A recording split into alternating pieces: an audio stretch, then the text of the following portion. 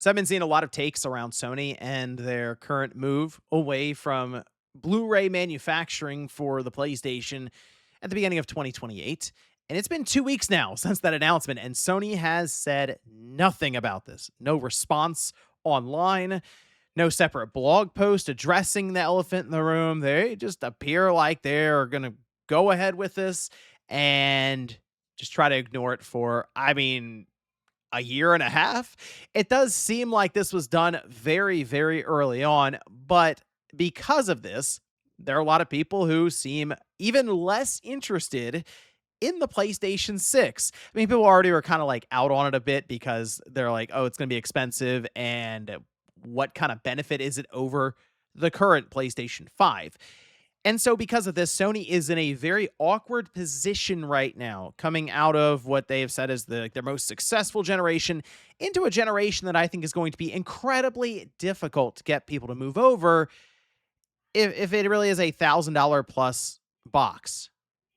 A big if, though, because while I do think that is the most likely scenario, there's something else I've been thinking about with how Sony could approach next generation. Maybe a bit of a twist on this whole thing. And that's what I wanted to go over here today. So if you guys enjoy the video, hit the like button, subscribe if you're new. So as I mentioned, the most likely scenario that we will see is that Sony does indeed show up with a single SKU, no disk drive. Maybe there is a separate one you can buy that does not at all form to the system and it runs off of like a USB-C cable or something, like the HD DVD drive for the Xbox 360 back in the day, and it solely exists so that if you do have a physical library, you can still play those games on your PlayStation 6. No new discs will be made, but the idea is this will at least alleviate some of the pain of going from a system that does accept the disc to not at all taking your PlayStation 5 or PS4 games, and then just over time you'll eventually acclimate to this all digital environment. Okay. Now,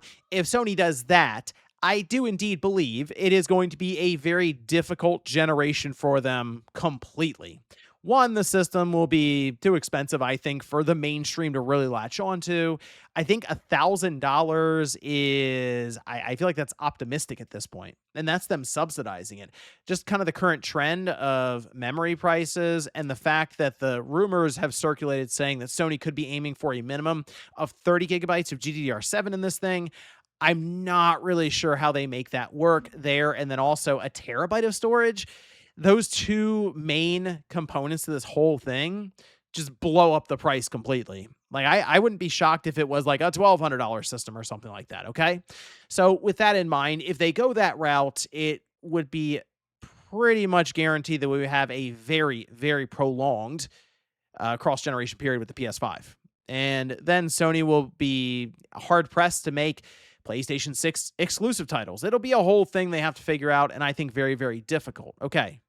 So, with that in mind, what's something that could happen here that might catch some people off guard? Also, might explain kind of this very abrupt announcement, I'll say, for them moving away from physical Blu-ray discs at the beginning of 2028.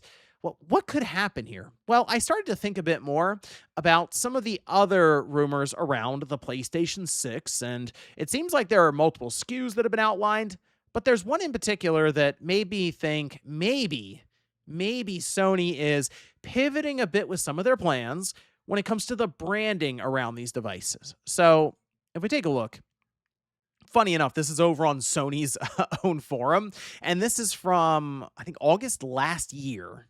2025. So we have to go back a ways on this thing. So throw out any of the potential pricing, by the way, that's labeled here. This is from Moore's Law is Dead's video, and it was a different time almost a year ago.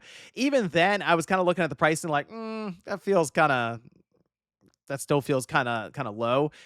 But nonetheless, this just kind of gives us an idea as to some of the different offerings that are at least being kicked around behind the scenes for Sony going into holiday 2027. Okay, so there's a PS6S, there's a PS6 handheld, and then the PS6. So the PS6S, it appears to be the PlayStation 6 handheld chipset and just overall setup, but in a smaller, cheaper box. So it's for people who don't need the really powerful PlayStation 6 device that now will probably be, I mean, nearly double what was being guessed at here, or at least predicted.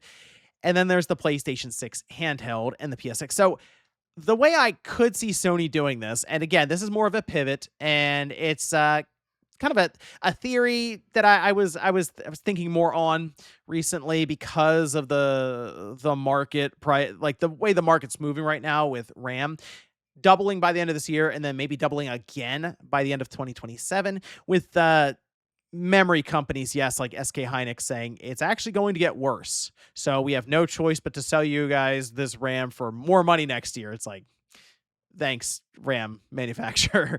So with that in mind, Sony has to still think about the the more budget oriented consumer, right? With these kind of things. And unfortunately, that entire sector is being phased out. Like, we're just not going to see a $400 system anymore. And it's not even with just Sony. I think by holiday next year, the Switch 2 could be $600. And I'm putting that out there because I think that'll be kind of the starting point for basically all of these systems, you know? Like, that is the starting point across the board. I guess the Series S might still exist then. We'll see. And it's always possible that Nintendo comes up with some weird Switch 2 Lite system, but even that might be 450, and that's like, oh, this is the cheap alternative. It's like, wow, how times have changed. Now, the other reason I bring up Nintendo is that they've really shown that people are willing to give up some of the overall fidelity and performance for convenience. The Switch and now the Switch 2 has proved that and is proving that. So I almost wonder if Sony goes back to the whiteboard or the drawing board a bit here and goes, okay, we will have two systems at launch, holiday 2027. We're going to have a PlayStation 6 handheld and a PlayStation 6. And here's how they're going to brand them. The PlayStation 6 handheld that is dockable, by the way, and that really stuck out to me. It's like, huh, that's interesting. That can be docked and it will change frequencies and just overall capabilities of the device, like the Switch 2. The PS6 handheld is the PlayStation 6. And I know that's going to be kind of strange when that happens. It's going to be like, oh, it's actually a hybrid system. And then the PS6, originally would be considered the PS6, will be introduced as the PS6 Pro.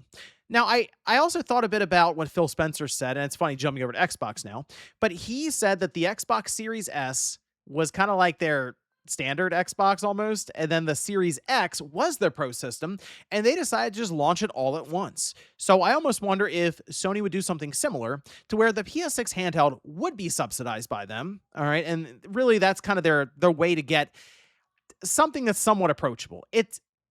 I mean, I think optimistic on that one, $700. Yeah, it's still expensive. But again, that's one of the reasons I outlined that I think the Switch 2 at that time would be $600, because then we're working with like a $100 price difference there. Maybe it's $750 or so. And the reason I say that is because I think it's going to have specs on paper that has already, again, been kind of discussed that aren't necessarily going to jump off the page and will kind of be around with that Xbox ROG Ally in terms of the like RAM. Maybe they have 24 gigabytes on board, and that does get a little sketchy, I will say again, with the pricing. But even like 512 gigabytes of onboard storage for it, that's kind of how I think I could see Sony approaching this situation, although they still have to put some kind of DualSense controller or I guess new PlayStation 6 controller in the box if it is dockable, as they are mentioning here. But that would allow it so, yeah, it's going to be all digital because you're not putting a Blu-ray disc in this thing. Kind of similar to when the Switch 1 came out. None of us were trying to put our Wii U disc or thinking we could put a Wii U disc in that system. So Nintendo did a clean breakaway from that format, just outright disc-based formats like the Wii. You're not going to put a Wii disc in here. You're going to put a Wii U disc in here. And yes, you will have to rebuy a lot of your stuff. And that's just kind of the way it went. Sony, though, with any of the digital stuff, will then transfer over to the PS6 handheld. And then the PS6 that they wouldn't necessarily subsidize much at all, and they'll have a case of it being their PlayStation 6 Pro. So the PS6 is a dockable hybrid system, and the PS6 Pro is the enthusiast system that would replace the PS5 Pro, and maybe that would be $1,200, with the idea that, hey, if you don't want to buy the really expensive set-top box, you just get the hybrid system at $750 or something, and that'll work just fine. See, because the big jump I think for Sony will be on the CPU side. Clearly, it'll be much more current and capable than the PS5 CPU. But a lot of it's going to come down to ray tracing and all kinds of like AI upscaling techniques that they're working with AMD. A lot of little tricks like that. All right. So I think it's going to be, I don't want to say a lateral move because there will be a lot of stuff at play here that has been heavily researched with neural networks and stuff for Sony and AMD, and I'm sure Mark Cerny will have a blast very calmly explaining it all to us. But it's really difficult to see a way out for Sony here if they do indeed go the route of, hey, here is a $1,200, even $1,000 PlayStation 6 system come holiday 27, or even just sometime in 2028. It's going to be difficult, especially with the position that they've kind of put themselves in here, where they have indeed used up a lot of their goodwill online. I've seen Ryan mention this many times. They have kind of like a goodwill bank almost of like the stuff they've done throughout the generation, even going back to the PS4, where they did latch on the mainstream. And they have a lot of people there who buy digital because, yeah, they're big Fortnite players. They play Call of Duty or Madden or NBA. And they typically just go on the store and buy a couple of games a year, and they're fine with that.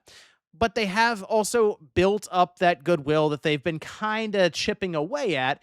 And now it sort of feels like they're back to square one because if you look online, it's just constant berating in their comments over the idea of them getting rid of physical media for just this all digital marketplace next, at least starting next generation, but potentially next holiday with the introduction of the PS6. The PS6 handheld, I don't really see anyone go, well, I figured there'd be physical media for that. That most people kind of assumed they weren't even going to go the route of game key cards like we see with Nintendo, and definitely not going to wade into the deep end with cartridges that have been a whole thing for Nintendo to figure out just throughout the first year of the Switch 2. But it's going to be an interesting thing to follow here for Sony to see what they can pull off with the PlayStation 6.